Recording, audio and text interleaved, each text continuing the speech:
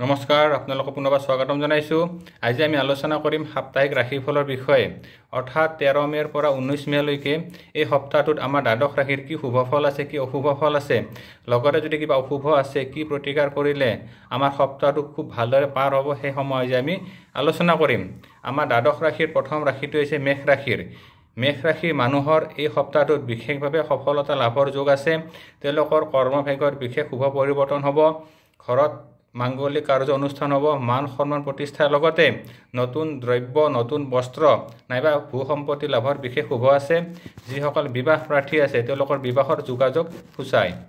শুভ শান্তিৰ বাবে এই ৰাশিৰ মানুহে সদায় সূৰ্য প্ৰণাম কৰিব। লগতে সম্ভৱ হ'লে গণেশ মন্দিৰত ধূপচাকি জ্বলালে বিশেষ শুভ হ'ব। মেষ ৰাশিৰ মানুহৰ কিন্তু শাৰীৰিক দিশত কিছু যত্নৰ আৱশ্যক হ'ব।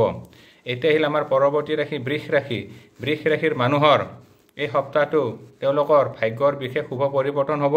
কৰ্মভাগ্যৰ শুভ সংযোগ আছে। লগতে দূৰ ভ্ৰমণৰ যোগাযোগ দেখুৱায়। শৰীৰ স্বাস্থ্যৰ দিশত কিছু যত্নৰ আৱশ্যক হ'ব। সমাজত মান সন্মান প্ৰতিষ্ঠাৰ ক্ষেত্ৰত বিশেষ শুভ হ'ব। ব্যৱসায় আৰু বিদ্যাৰ্থীৰ বাবে সময়খিনি বিশেষ শুভ আছে।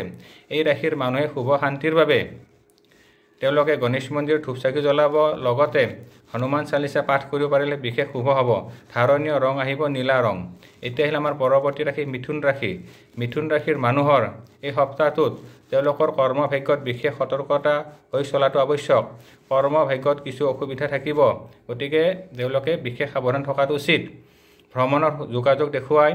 লগতে ব্যৱসায় বা বাণিজ্য দিশত শুভ ফল আহিব।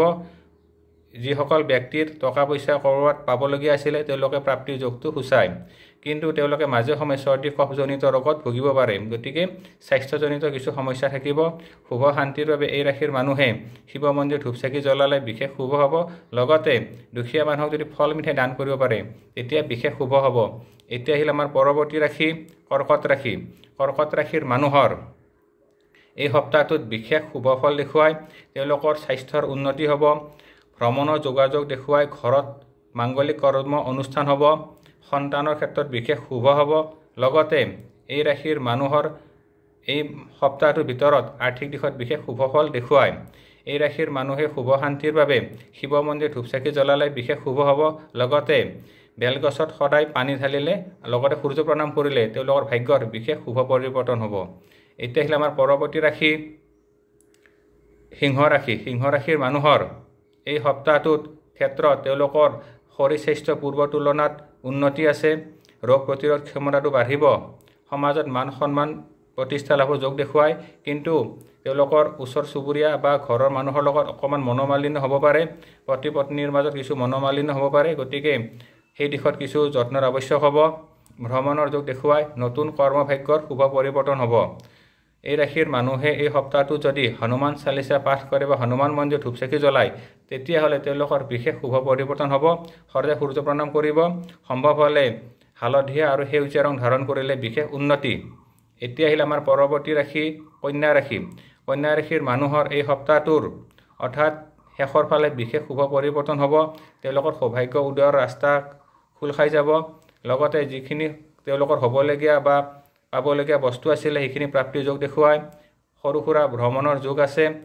যান বাহন বা ভূমি সম্পত্তি বা গৃহ লাভৰ যোগটো দেখুৱায়। এই ৰাশিৰ মানুহৰ এই সপ্তাহটোত শুভ শান্তিৰ বাবে তেওঁলোকে যদি বিষ্ণু মন্দিৰত ধূপচাকি জ্বলাই বিষ্ণু নাম স্মৰণ কৰে, লগতে গাই গৰুক যদি কল, কেঁচা পাচলি আৰু বুট খুৱাব পাৰে তেওঁলোকৰ বিশেষ শুভ হ'ব।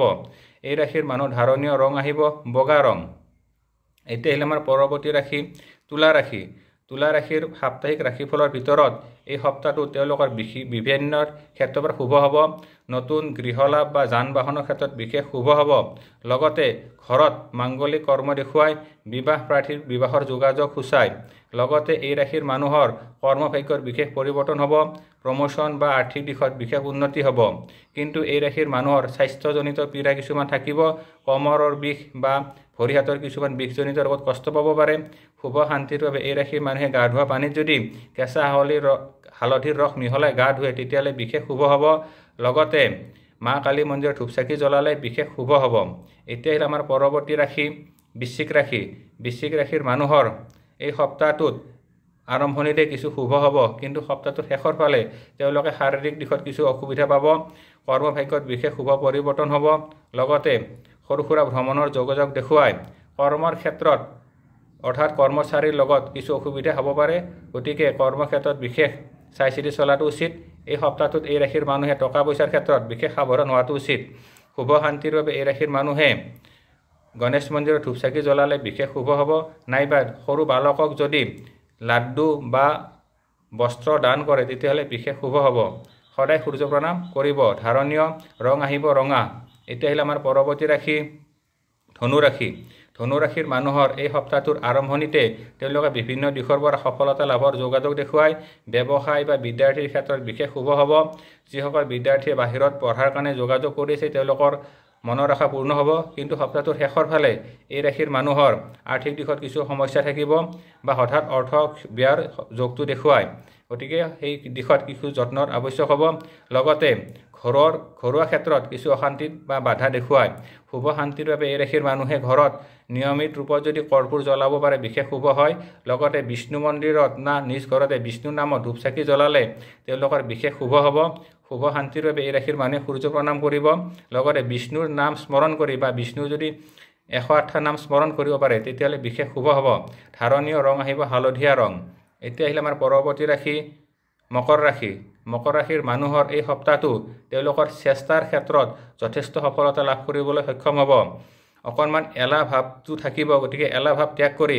বিদ্যা বা ব্যৱসায় ক্ষেত্ৰত চেষ্টা কৰি সফলতা লাভ আহিব কৰ্মচাৰীৰ বাবে বিশেষ শুভ ফল আহিব লগতে আৰ্থিক দিশত হঠাৎ অৰ্থপ্ৰাপ্তিৰ যোগ সূচায় এই ৰাশিৰ মানুহৰ এই সপ্তাহত ভৰি হাতত কিছু আঘাতপ্ৰাপ্তিৰ যোগ দেখুৱায় গতিকে চাই চিতি চলা ফুৰা কৰিব শুভ শান্তিৰ বাবে হনুমান চালিচা পাঠ কৰিব হনুমান মন্দিৰ ধূপ চাকি জ্বলালে বিশেষ শুভ হ'ব ধাৰণীয় ৰং আহিব এই ৰাশিৰ মানুহৰ সেউজীয়া ৰং এতিয়া আহিলে আমাৰ পৰৱৰ্তী ৰাশি কুম্ভ ৰাশিৰ মানুহৰ এই সপ্তাহটোত বিশেষ শুভ ফল দেখুৱায় শৰীৰ স্বাস্থ্য পূৰ্বৰ তুলনাত উন্নতি আছে বিদ্যাৰ্থী বা ব্যৱসায়ৰ বাবে সময়খিনি বিশেষ শুভ আছে প্ৰতিযোগিতামূলক ক্ষেত্ৰত তেওঁলোকে সফলতা লাভ কৰিব বিভিন্ন ক্ষেত্ৰৰ পৰা পুৰস্কাৰ বা সফলতা লাভৰ যোগ দেখুৱায় বিদ্যাৰ্থী ব্যৱসায় ক্ষেত্ৰৰ লগতে যিসকল চৰকাৰী কৰ্মচাৰী আছে কৰ্মভাগ্যৰ বিশেষ পৰিৱৰ্তন হ'ব এই সপ্তাহটোত তেওঁলোকৰ নতুন শুভ পৰিকল্পনাসমূহ বাস্তৱত ৰূপায়িত কৰাৰ বাবে এটি শুভ ফল লাভ হ'ব শুভ শান্তিৰ বাবে এই ৰাশিৰ মানুহে